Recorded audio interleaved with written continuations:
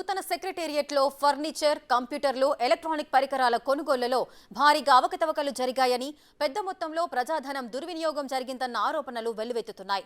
మాజీ మంత్రి కేటీఆర్, ఐఏఎస్ అధికారి జయేష్ రంజన్ టెండర్లు ఆహ్వానించకుండా 300 కోట్ల విలువైన ఆస్తుల కొనుగోళ్లలో అవినీతికి పాల్పడ్డారని కాంగ్రెస్ నాయకుడు బక్క జడ్షన్ సెంట్రల్ విజిలెన్స్ కు ఫిర్యాదు చేశారు. టెండర్లు లేకుండా చేసిన కోట్ల రూపాయల కొనుగోళ్లపై సెంట్రల్ విజిలెన్స్ విచారణకు ఆదేశించింది. కేటీఆర్, జయేష్ రంజన్ పై ఫిర్యాదు చేసిన బక్క జడ్సన్ తో మా associate input editor Nagesh face to face. గత బీఆర్ఎస్ ప్రభుత్వం తెలంగాణ సెక్రటరియట్ ఎన్నో నిర్మించామని చెప్పుకొచ్చింది. కానీ అందులో పూర్తిగా అవకతవకలు జరిగాయని చెప్పి కాంగ్రెస్ నేత బక్క జడ్సన్ ఆరోపించారు. ఈ మధ్య కాలంలోనే తను సెంట్రల్ విజిలెన్స్ డిపార్ట్మెంట్కి అలాగే ఎన్ఫోర్స్మెంట్ డైరెక్టరేట్ కూడా కంప్లైంట్ చేశారు. అందులో ఉన్న ఇన్ఫ్రాస్ట్రక్చర్, ఐటీ ఎక్విప్మెంట్స్ ఏదైతే ఉందో సుమారుగా 300 కోట్ల స్కామ్ జరిగింది. గత మాజీ మంత్రి, ఇన్ఫర్మేషన్ టెక్నాలజీ మాజీ మంత్రి కేటీ రామారావు అవకతవకలకు పాల్పడ్డారనేది బక్క జడ్సన్ ఆరోపణ. ప్రస్తుతం కాంగ్రెస్ నేత బక్క జడ్సన్ మనతో ఉన్నారు.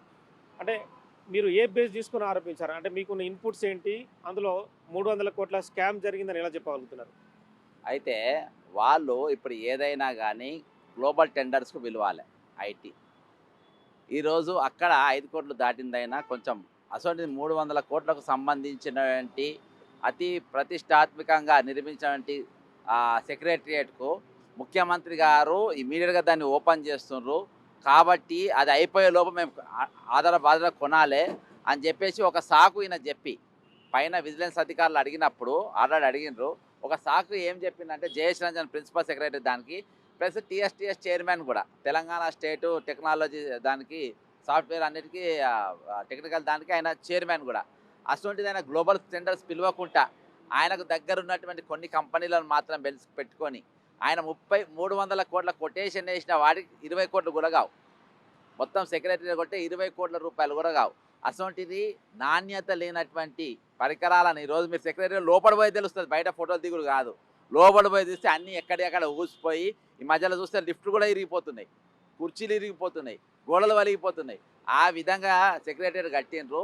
కానీ లోపల ఈ ఐటీ అనేది పక్కా నేను విత్ ఎవిడెన్స్ టెండర్ ఫామ్స్ లోపల నేను ఈడీకి ఐటీకి పోయిన సంవత్సరము సెప్టెంబర్ 2003లో నేను ఈడీకి మరియు సెంట్రల్ విజిలెన్స్ కమిషన్ కూడా నాకు ఫిర్యాదు చేయడం జరిగింది. ఏ ప్రభుత్వమైనా ఎటువంటి నిబంధనలు పాటిస్తుంది? మామూలుగా ఒక టెండర్ని అలాట్ చేసేటప్పుడు ఇంతమందికి పిలవాలని ఓపెన్ టెండర్ జనరల్గా పిలుస్తుంటారు కదా, అందులో రిజిస్టర్ అయిన వాళ్ళనే పిలుస్తుంటారు. ఇప్పుడు ఇందులో ఎవరు అంటే బీవీ రావు అనేది ఒక నేమ్ అందులో ఎక్స్పోజ్ అవుతుంది. అంటే కేటీ రామారావుకు సంబంధించిన వాళ్ళు చుట్టాలనుకోవచ్చా, వాళ్ళ నియర్ బై వాళ్ళ అనుచరులు అనుకోవచ్చా? అన్న ఆయనని కాదు, వాళ్ళ చాలామంది 5-6 ఉన్నారు వాళ్ళు. కానీ ఇవన్నీ కేటీఆర్ బినామీ కంపెనీలే, కేటీఆర్ కనుసనలు నడిచినాయి. ఈరోజు నేను ఒక్క స్కామ్ కాదు, కేటీఆర్ స్కామ్ లాస్ట్లో ఇక్కడ ఉన్న బాత్రూమ్లు ఉంటే హైదరాబాద్ ఉన్న బాత్రూమ్లు కూడా కేటీఆర్ఏ, అదో స్కాము. నేను తర్వాత కలిసినప్పుడు చెప్తా. అంటే ఆయన ప్రతి దాంట్లో ఆయన బినామీలను పెట్టుకొని నడిపించినటువంటి ఈ తతంగం కూడా కంప్లీట్ జయేష్ రంజన్ మధ్యలో పెట్టుకొని కొంతమంది ఆయనకు బినామీలుగా ఉన్నటువంటి వ్యక్తులతోని ఇవి ఆధార కొనుగోలు చేసి 20 కోట్ల సామాను 300 కోట్లకు బిల్లులు చూపించి 300 కోట్లు తెలంగాణ ప్రజా సొమ్మును వాళ్ళు డ్రా చేసుకొని ఈరోజు చాలా కేంద్రము విజిలెన్స్ చాలా రోజులకు మరి నా పిటిషన్ వాళ్ళు ఎంక్వైరీ స్టార్ట్ చేసిండ్రు. ఇవాళ కొన్ని పత్రికలలో కూడా చూడడం జరిగింది. అయితే ఏది ఏమైనప్పటికీ ఆ జరిగింది వాస్తవం. నా దగ్గర పూర్తి ఎవిడెన్స్ ఉన్నాయి. వాళ్ళు ఒక్కడు కూడా గాలికి వదిలేసిన ఏం లేదు. వాళ్ళు తీసుకొని మళ్ళీ ఇలా దర్యాప్తు స్టార్ట్ చేసినట్టే 100% నేను నా సాక్ష్యాలు వాళ్ళు నమ్మినరు.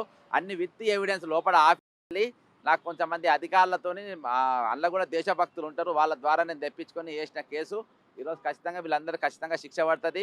వెంటనే జయేష్ రంజన్ అంటే తొలగించాలి. తొలగిస్తే పారదర్శకంగా జరుగుతుంది. ఇంకా అదే కుర్చీలో ఆయన కూర్చుండు కాబట్టి కొంచెం ఎంక్వైరీకి అడ్డంకులు వస్తాయని కూడా నా అభిప్రాయం. ప్రస్తుతం ముఖ్యమంత్రి రేవంత్ రెడ్డి గారిని మీరు కలిసి చెప్పలేదా ఇలాంటి స్కామ్లు జరిగాయని చెప్పి ముఖ్యమంత్రికి మీరు కంప్లైంట్ ఇవ్వడం కానీ, ఇప్పుడున్న ఐఏఎస్ని కొనసాగించడం పైన కూడా అంటే మీకున్న ఇన్పుట్స్ని చెప్పదలుచుకున్నారా?